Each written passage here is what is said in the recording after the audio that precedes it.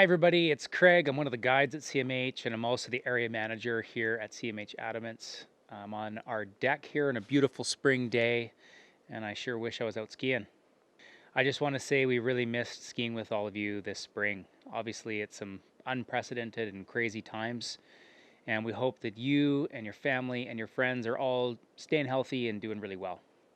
But in the meantime, I have some questions from you guys. Becky asked probably the hardest question, my favorite run. Almost worked for the company for 20 years, skied every area, and I don't think I could pick a favorite run. But I could probably pick a memorable one from each area. And the bugaboos, I'd have to say Kingsbury's Pearl. Amazing place to go skiing right underneath the Bugaboo Spires, named after a past president and guide. The Bobby Burns, I'd probably have to say Little Sister or Super Duper in the North Selkirks. Amazing runs. Kootenay, probably have to say Minnow or Trout. Awesome fall line skiing. Galena, Red Baron in the Westfall. Awesome. Nomads, Turfing, cut like a sword, named after Ular's sword in the Gold Range. Revelstoke, probably Chivas in the North Fork. Awesome skiing. Here in the Adamants, have to say probably OK Corral just for the landing at almost 10,000 feet, looking out to the whole Selkirks. Gothic's probably Thierry's Journey, just an alpine classic named after a longtime guide, Thierry Cardon, and one of the longest runs at CMH. Monashees, where I cut my teeth, probably Tango in Swords Creek. And up in the Caribous, just for the landing and just being so beautiful, probably just Little Matterhorn or one of the tree runs in the North Thompson. My good friend Carrie asks, some days do I ever just want to stay in bed and not go skiing? Carrie, that's a crazy question. I always want to go skiing. Don asks about the difference between the Monashees and the Adamants. So the Monashees, where I started heli-skiing, I'm going to say that's probably got the best tree skiing I've ever done in my life. Swords Creek is second to none. Long, 3,000 foot, steep, natural tree skiing. Here in the Adamants, quite a bit different. Probably a 50-50 split between trees and alpine. We only operate in small groups, but what makes it really special is the alpine skiing. Probably the most scenic and beautiful alpine terrain I've skied in. Joey asks, how long for a perfectly boiled egg? And I wasn't going to answer this, but it's actually really important. To get a soft boiled egg here in the Ottomans, it takes exactly 8 minutes.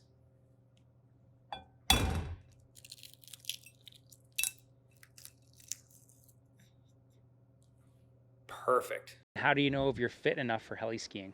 A good rule of thumb for fitness is the more fit you can be, the more you can possibly get out of your trip.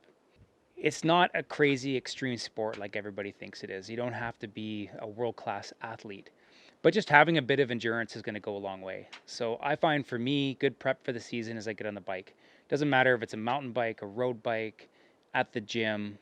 I just try to get my legs going. Another good option is just to go for a walk hills, go for a jog, whatever you can a little bit before your trip, a month or two, that's definitely going to help you out. What's the best lodge to go to learn at? Do we have beginner weeks? And what's the best time of the year to come? I can say the best time to come is whenever you have the opportunity. We can have amazing conditions from the beginning of December right through to the end of April, even into May.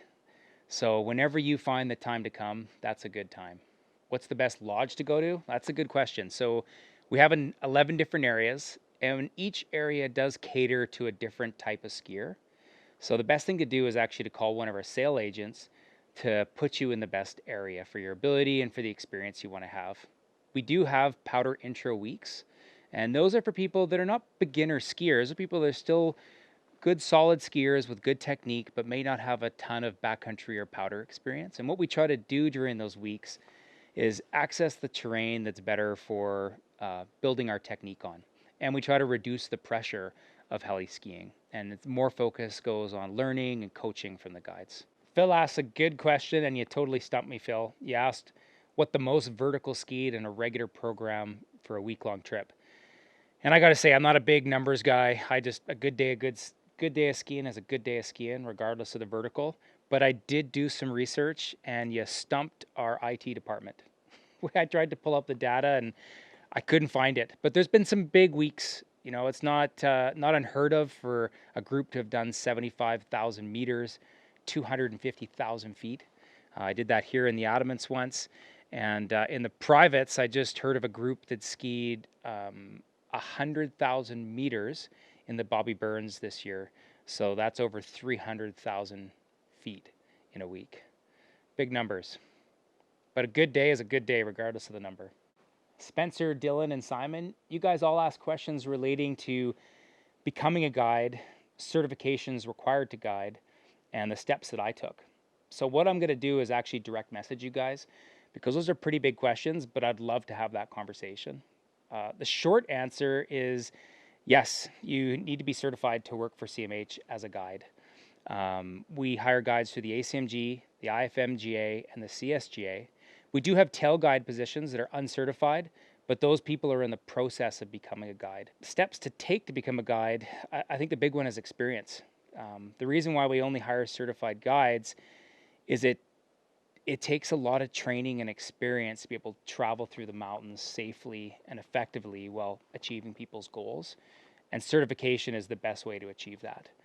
It's a lot of responsibility to take people out there in the mountains, and I'd love to say it's all skiing powder and good times, but there's some stressful times too. There is a lot of powder, I won't lie, but yeah, it's a great profession. I wouldn't change it. I started when I was 20 years old guiding, 24 working for CMH, and this will be my 20th year working for CMH and my 24th year guiding.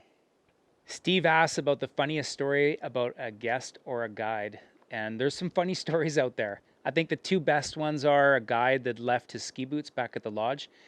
He had arrived up top with his snow boots, and I personally got to see a guide leave the president's skis back at the lodge and then try to argue with him that it was the president's fault.